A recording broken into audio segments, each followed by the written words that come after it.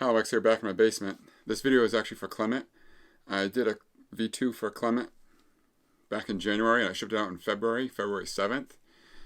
He's in Germany, so when I got to Germany Customs on February 12th, it cleared Customs, and then for some reason, it ended up back in New York.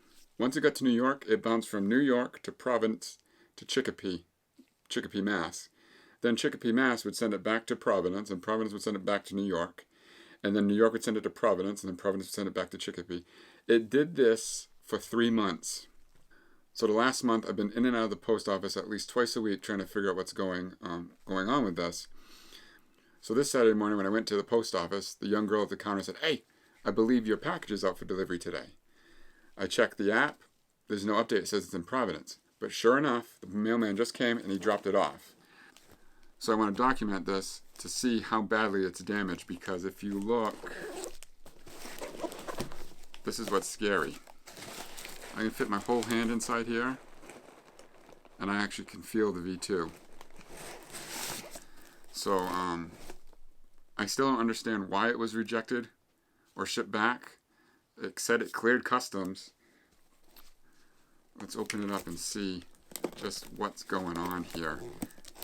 The kid at the post office, I was dealing with a lot of kids actually, they said there should be a label on here saying why it was rejected, and I don't see anything. Alright, so like Clement wanted, here's the PayPal invoice that I sent him, which he said would have helped go through Customs. And they went through this whole thing. Customs went through this whole thing because none of it is the way that I shipped it.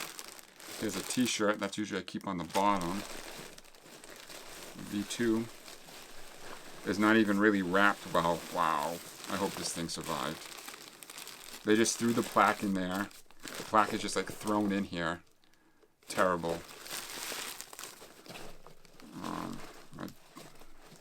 My business card, and then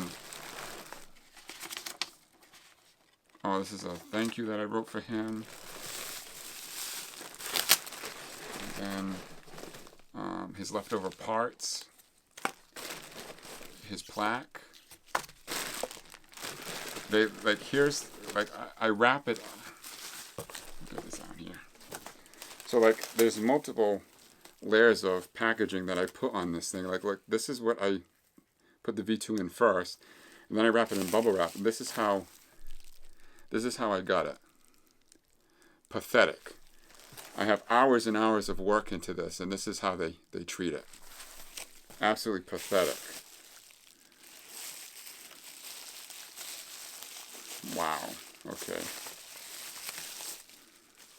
So this is a Dave P. V2 that I did. Check out the lever. The lever's in the wrong spot.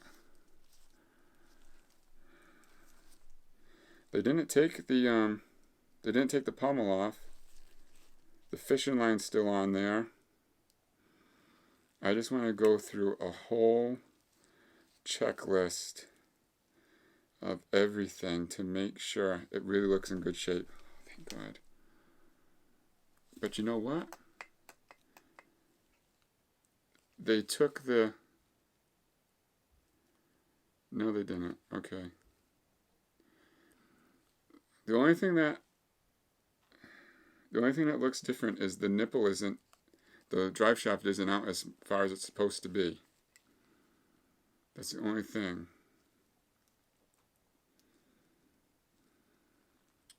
The clamp is swiveled too. Clamp is not in the right spot.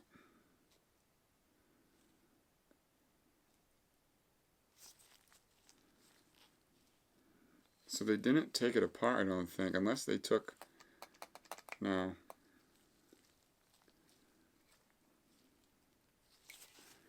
Oh, thank God. This has a vintage clamp on it. It's got a vintage boot stud. I mean, so many hours of work I've put into this, and I try and package it neatly and safely, and they just throw it in there like nothing.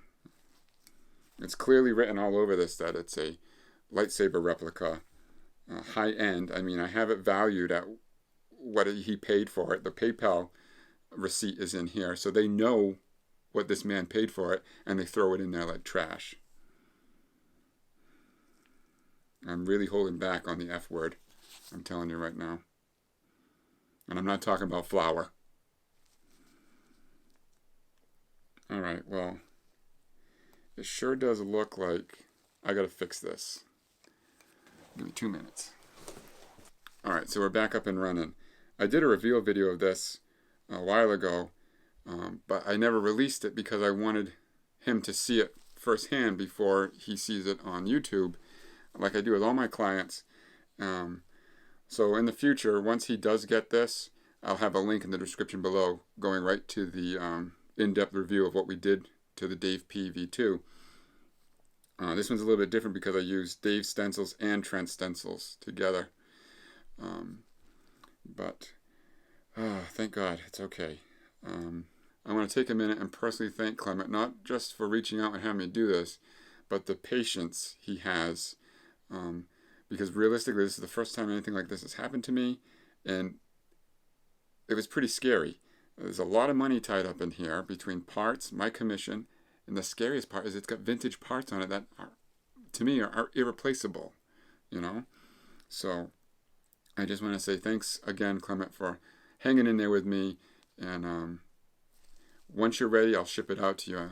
I know Clement said he's traveling Europe right now with work, and not to ship it until he gets home, and we'll plan on how to get it there. But as you can see, Clement, it's all safe and sound. I don't want to go too close to the camera because I don't want to spoil things for you, but it seems like every single thing is all right. I also want to take a minute and personally thank Caitlin, Patrick, David, and I believe her name is Kunami.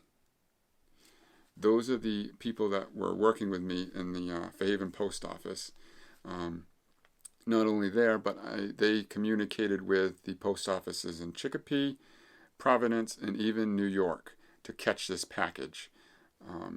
They were trying for about a month, and just this Wednesday, Kayomi, I believe that's how you pronounce her name, got a picture of it on the assembly line.